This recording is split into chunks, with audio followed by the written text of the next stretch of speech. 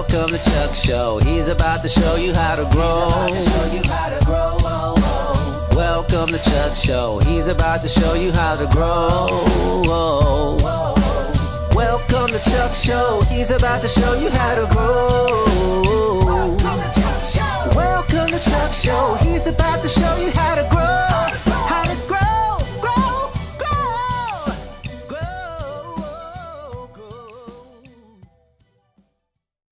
Hey, hola, my friends. I hope all is fine and well with you and yours. Now, usually I wouldn't do 2 videos in one day, but I had to because it's actually a big occasion today.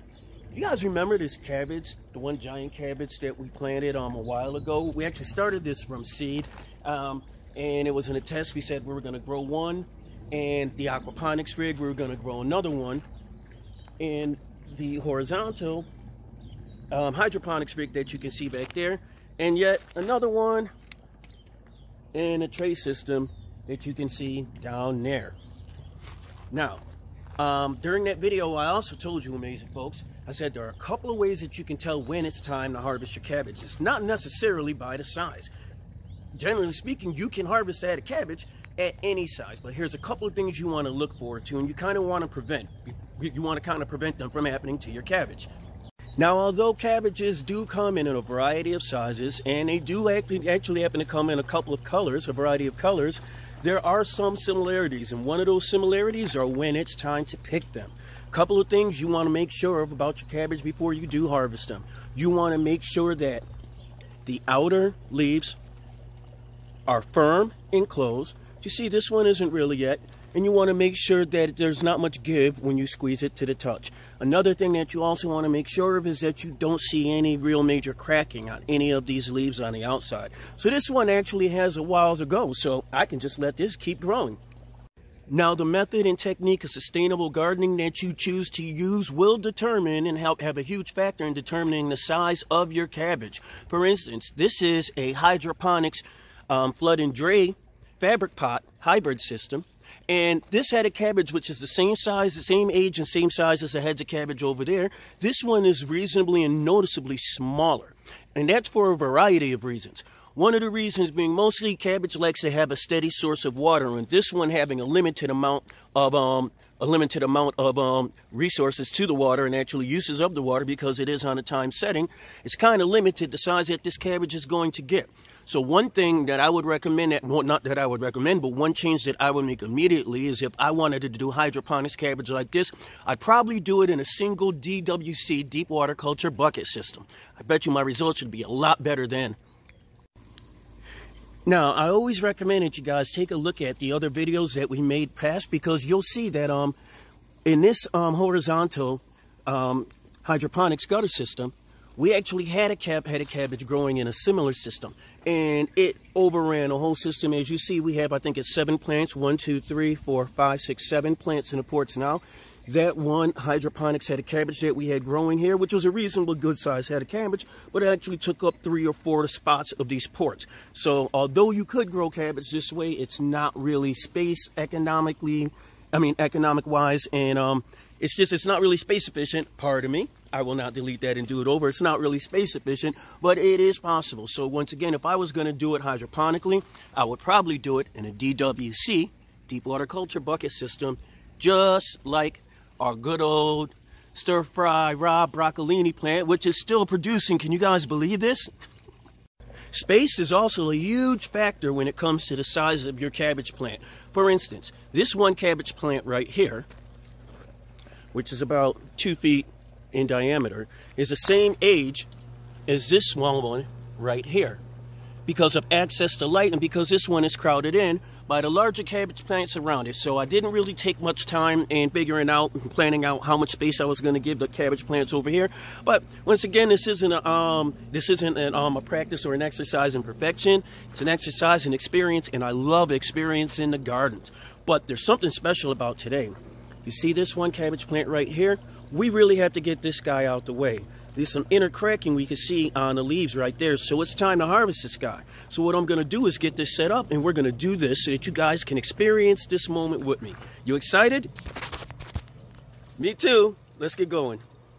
So the first thing I'm going to do, I'm going to make sure that I can find the base of this plant. And I see I've got it right here. Now, a couple of things. If you haven't done so, please subscribe if you're enjoying this video, because I'd love to have you guys to stick around for all of our future adventures. Number two, when it comes to finding the base of this plant, when we cut it, if we cut actually right above this lower level of leaves that you see here, you will actually get 2 more heads of cabbage, smaller heads, that'll sprout out from the 2 sides here.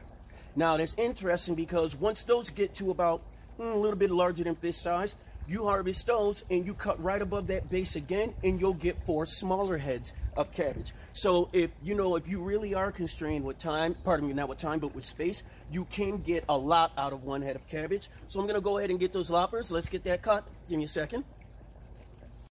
So we have our loppers over here.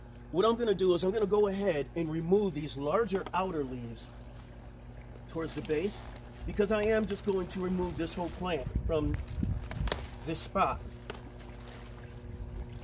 We posted an earlier video in which we actually showed you guys all of the seedlings that we have started for for early spring. So this space where this cabbage plant is taken up, this is actually going to be filled up with some basil and maybe a pepper plant or 2.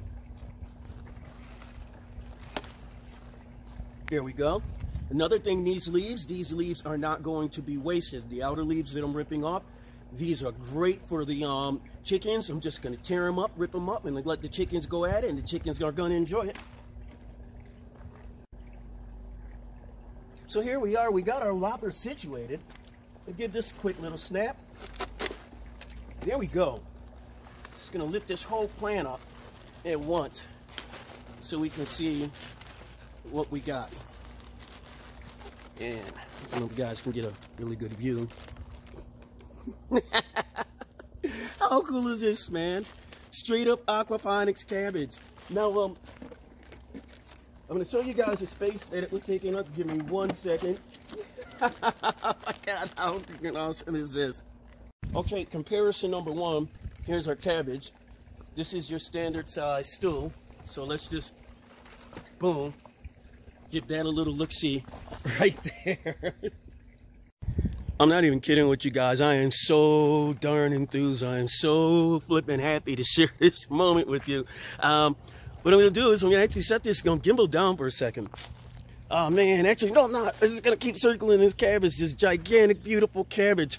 Let's take a look over here and see where this thing's home used to be. Let's move our loppers out the way. Here's the actual stem.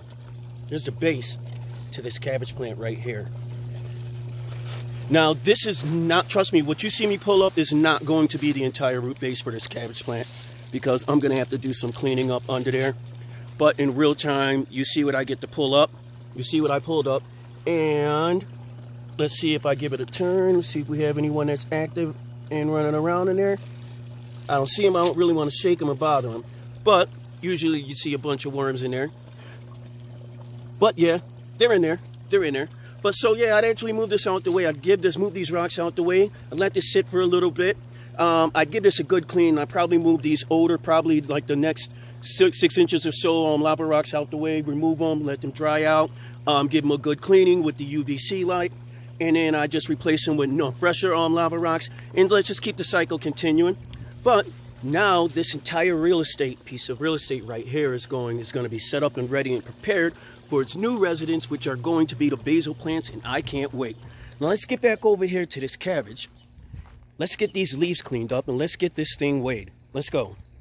All right, so here we go, my friends. We relocated over to the other side of the little homestead. Let's get to removing some leaves. Now, we don't want to remove anything from near the center. We just want to remove these outer ones. In a lot of instances, these can be boiled, blanched, I believe the term is, excuse me. It can be blanched, and they can be used in things such as cabbage wraps, cabbage rolls. Oh, my wife makes a great one. She does. Well, my wife makes a great everything. She's my hero. Let's get some more of these leaves down. I don't want to overdo it too much. All right. I just want to get enough so that we have what we're standard used to looking at as a head of cabbage. So this is pretty good right here. What do you guys think? Pretty good? Yeah? Yay? All right. Let's get it over here. Let's get this bad boy weighed. Come on. So here's our moment of truth, guys. We have our head of cabbage. We have our digital scale. It is all zeroed in. We have our white tray. Now, with the way the sun is hitting this scale, it might take me a few minutes, or actually a few seconds, moments to be able to read the number. But let's give this bad boy a set, and let's see what we got.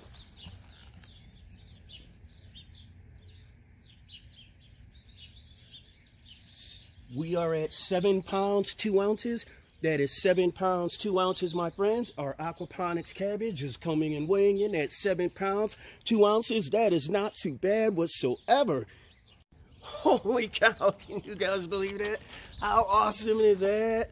7 pounds, 2 ounces of straight up goodness. We're gonna get this thing not all trimmed up, let's remove a couple more of those outer leaves. In the meantime, I have this big bunch of leaves right here that we are going to chop up and bag up, and these will be used to help to feed the chickens whenever they want some scraps.